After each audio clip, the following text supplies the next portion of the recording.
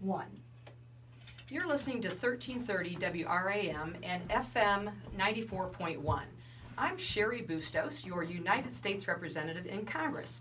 This is my 100th Cheri on Shift, and today I'm broadcasting from the WRAM studio, conducting interviews with members of the Warren County Emergency Response Team, as well as community leaders and employers. We have with us today Ron Moore of the American Soybean Association, he's the chair, and Jackie Kernan, who is the president of the OSF Holy Family Medical Center. And if I can, I would like to get right into questions, if that's all right. All right. I feel like I'm like really stilted right now, so I just got to get into reporter mode, which was what I did for a living for 17 years, and so I just got to get back into practice. So Ron, let's start with you, if we could, please. What's the status of our farmers in this area right now? What are you seeing? And as you look ahead to 2020, what do you see happening? Well, right now we're getting ready for spring field work. Most of everybody has got their seed ordered, and some of it's being delivered to the farm. Looking forward to a different year than we've had the last in 2018, 2019. Hopefully 2020 will be a normal year, whatever that may be. So we can get back to doing what farmers do very well, and that's produce soybeans, corn, beef, pork here for the consumers in the United States and around the world. So on Friday, Canada signed the USMCA. This is something that I'm very well familiar with as a member of Congress. This was something that there was a lot of back and forth, and you and I have had these conversations before. This took longer than obviously I would have liked, and I know obviously longer than what our family farmers would have liked. But we did get to a place where you had House members, senators, the administration all getting on board. And what I like to say is, if you can get farmers to want to like this deal, and if you can get organized labor also signing off on this deal, we ended up in a decent place. But with Canada signing off on that on Friday, what are your thoughts now going forth? Well, it's great that they finally made that agreement, or signed off on that agreement. Now we can get this new NAFTA, so to speak, USMCA implemented, because that's going to continue to show benefits to not only agriculture but all of the economy in the United States. It's been a long time coming. The NAFTA agreement needed to be upgraded after almost over 20 years in place. One of the great things about it is that there's some biosecurity protocols in it, not biosecurity, but biotechnology protocols in it that we can use to model other trade agreements around the world. So in addition to USMCA, obviously China is a major trading partner.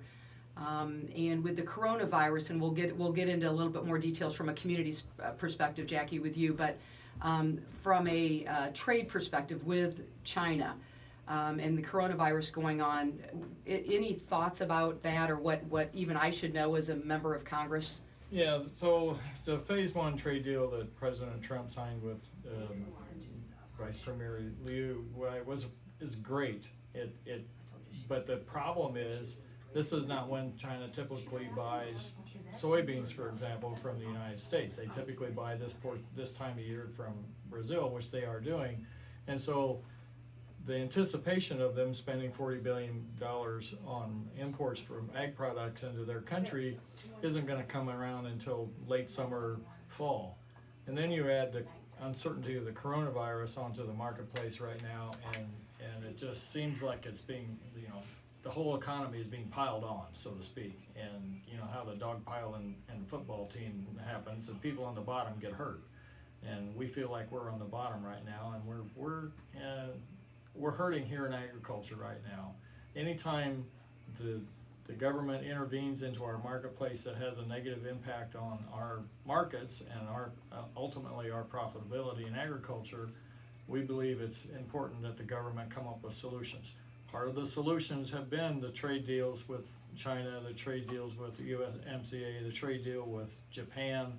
I know they're working on negotiating with the European Union and the United Kingdom, but this coronavirus has sucked all the air out of the room right now. And so all those things have been put on the back burner, and we still are at the bottom of the dog pile right now. So what can Congress do? What can the administration do? Let's start for a second with the small refinery waivers.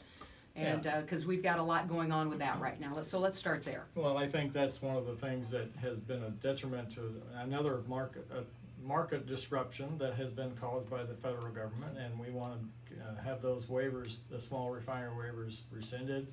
The 10th district said that there were 3 refiners that shouldn't have received that, but we understand that the rumor is that the administration is going to appeal that decision.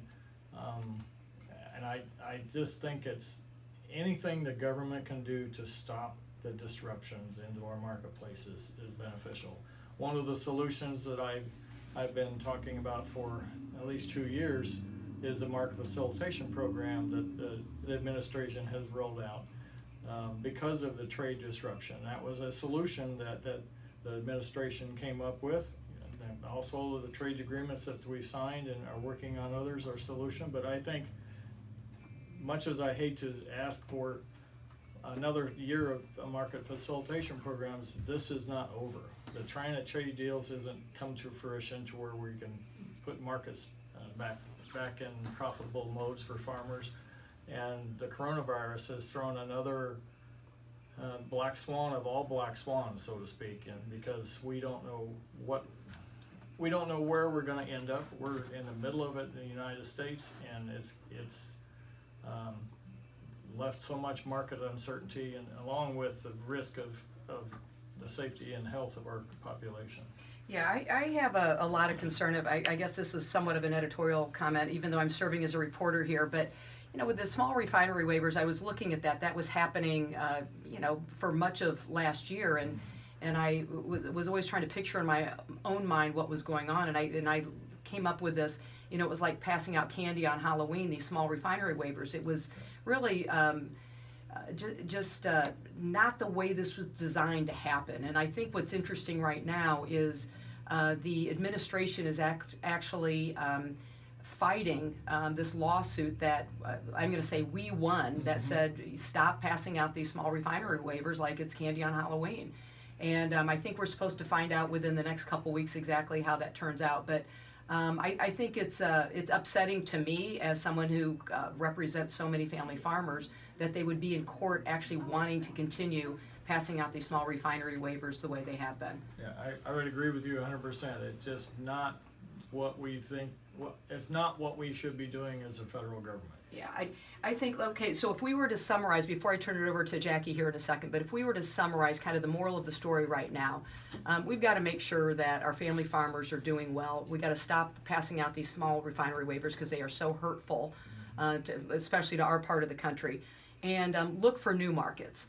I think, I've gone to Cuba twice, once on a bipartisan ag trade mission with the whole idea being that we look for those new markets, and so that's been closed off under the current administration. But we've got to look for new markets and continue to do that.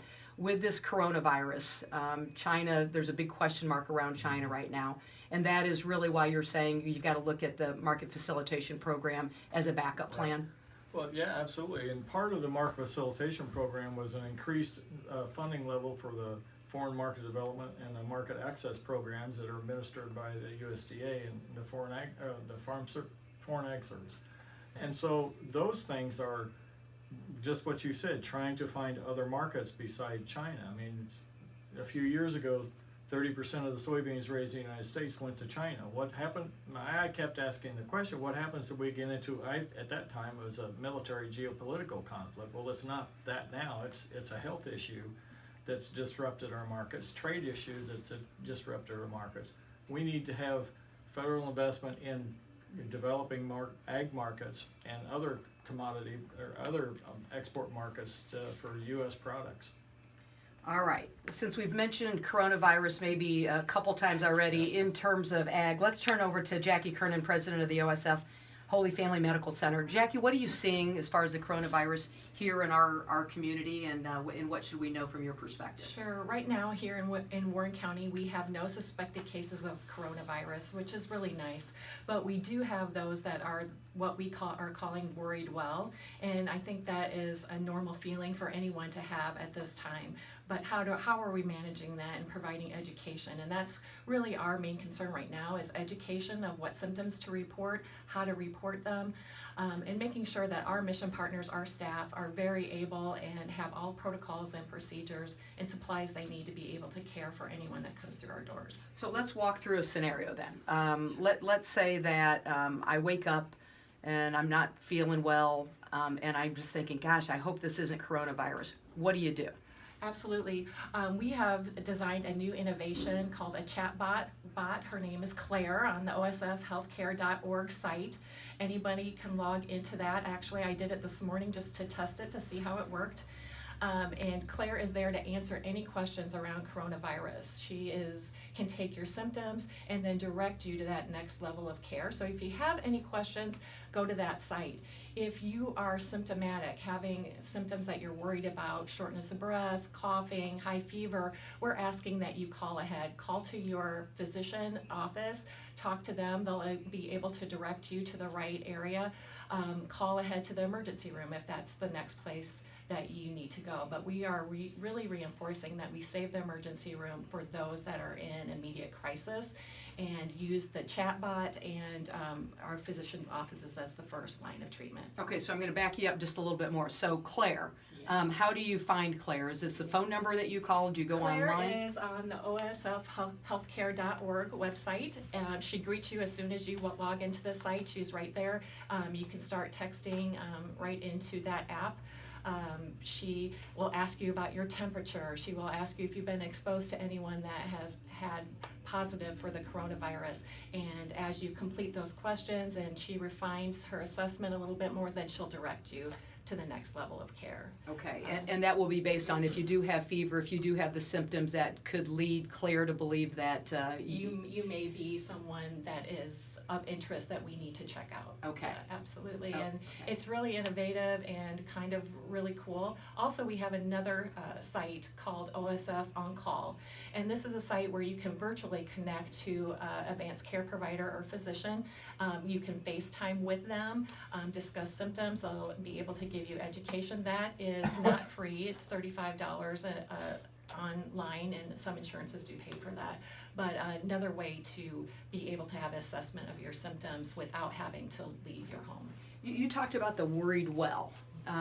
Who actually should have a heightened sense of awareness? Should it be everybody because anybody could be a carrier? Should it just be seniors who are at higher risk? But talk through like who exactly should be concerned about this right now. We're really emphasizing to the 60-year-olds and up, please stay home, only leave your home if you absolutely have to. Coordinate your supplies and things with families and friends if that's an option for you. Children and those over 60 are our main concern. But as you said, anyone can be a carrier of that virus, and we can bring that home to our loved ones. So we want to make sure that we are covering our coughs, we're washing our hands, and that social isolation that is so very important as well. Okay. So also from a public health perspective, we know that the governor just announced over the weekend that you shouldn't get together if it's 50 or more people. Our schools are closing as of Tuesday. Our restaurants and our bars are closed down. I mean, we could have a discussion about the economic impact, and you're probably not. I know you're focused on healthcare, but that's a whole different subject. But what else from a public health perspective? We're going to have our kids at home. We have parents who are working. Can you address that at a little bit of a deeper level, also from I guess maybe from a family perspective? A lot of our children are very scared. They're hearing about this and they don't really know what to think about it. Their family members are anxious, and they can see them out and about trying to gather the supplies and stockpiling, and they have a lot of questions. So being very supportive to our children, really taking a step back and taking a breath. We're going to get through this. I think this is a time that we're going to learn a great deal of how to prepare for other emergencies such as this in the future. It is a scary time, and there's a lot of uncertainty, so we just need to be able to make decisions for that time, that minute, and be agile and change our minds and change focuses if we need to. Is there much of a community coordination that's going on right now? We've got the public health department, not just in Warren County, but all of our surrounding counties. You've got the school superintendents who are having to deal with this, the principals. the community health centers, the OSFs of the world, all of that. What's happening from a coordination perspective? That's a great question because, these are things that are happening behind the scenes that you may not be aware of, but we are in very close contact with our school superintendents, our health departments, working very closely on what the plan looks like, how do we manage and make sure that we have staff available. Our Ys have been in very close contact with all of the EMS and support services to help support us when our children are home, and how do we manage our workforce and help us supply that child care services that we may need. Right now at Holy Family, we're not seeing that impact yet, but we know that this will continue to grow, and we just need to be available and ready for that impact. What about test kits? I guess here are some of the things where there's a lot of questions from the public. Mm-hmm. Are the test kits available? If I do need to get tested, I'm out there and I'm not feeling well and there's a suspected case of coronavirus, what's the status of the test kits in our region? Yes, we do have test kits. One great thing of being part of a system is that if we do run low, we're able to move those test kits wherever we would need to be able to cover those patients that would come in through our door. At our hospitals, we are collecting the specimens, and then we contact IDPH, our health department and IDPH, for the decision on whether that patient qualifies to be tested, and then we transfer that test kit to the testing center to be processed. So right now, the governor had announced maybe within the last week or so that the testing sites, as far as actually processing the test, are Chicago, Springfield, and Carbondale. Is that still the same arrangement, or are we getting more of these sites where they can happen on the ground in our locations that are closer to us? Currently, that is the state, but it is ever changing. Mm-hmm. We're hoping to get more sites up on board this week, so more to come. Okay, so that's the health perspective, and again, maybe I'm not sure if you're going to know the answer to this. We have a lot of kids who are on free or reduced price lunch. We have a lot of kids who get their first meal of the day through their school, because now breakfasts are served at many of our schools in our region. Since kids will not be in school, do you know enough about the community coordination on food and making sure that kids will not go hungry? I'm just getting brief snippets, but several of our restaurants around the area are helping to provide some of that food, as well as the Ys, and I'm not positive about the Warren County. Okay. The Warren Y. Okay, because obviously. It is a concern. So a little background, and I welcome kind of your input on this and your feedback on this. But a week ago, last Friday, as a member of Congress, we passed an $8.3 billion, what we call a supplemental bill. This was to help address kind of the immediate needs, financial needs that we were experiencing throughout our country. First thing, very, very early Saturday morning, we actually worked into the night and ended up voting about 1 o'clock in the morning on Saturday. This was, we called it our Family First Act in response to the coronavirus. And so this includes things like making sure that our supplemental nutritional program that's there for kids, that families can up the amount that they need, that we look at things like the congregant feeding sites for children, and a lot of that happens through the YMCAs or the YWCAs, or it might happen through the Boys and Girls Clubs in our regions, that sort of thing, that they're available. Also, small businesses, and this is right now, I want to gather information and be able to take this back out to Washington to figure out what is phase 3 of this process. But I'm thinking with the governor's announcement last night of bars and restaurants being closed, I think of like these family-owned restaurants where literally all of their employees are family members. You got the dad cooking, you've got the mom at the front, you've got the daughter and the son waiting tables, and this is their source of income. Now all of a sudden, you can't have any dining in. You can only have delivery or drive-through. And I'm thinking of these family restaurants where you don't even have drive-through capabilities. And just what's going to happen. Now what we did is we have upped the amount that the Small Business Administration can do through low interest loans. But I'm just thinking about like the psychological, financial hardships that so many families are going to go through. Don't know if actually either of you are hearing anything. This is all new. It's an evolving crisis, but would welcome what you're hearing so I can take these stories back with me and figure out what is phase 3 of the legislation going to look like. I have a niece that owns a restaurant in the Quad Cities, and she is very concerned for her staff as well as the safety of all of her staff as they come into work and her children. And she now is going to be providing curbside service for as long as she can certainly do that. Just to have some income coming in. Just to have some income coming in. Yes. Yeah. Okay. Do you want to? I think we need to take a break right now, and then we'll come back in a second. So I just want to say that you are listening to 1330 WRAM and FM 94.1 Monmouth, Illinois. I am Congresswoman Cheri Bustos, and we'll be right back with more.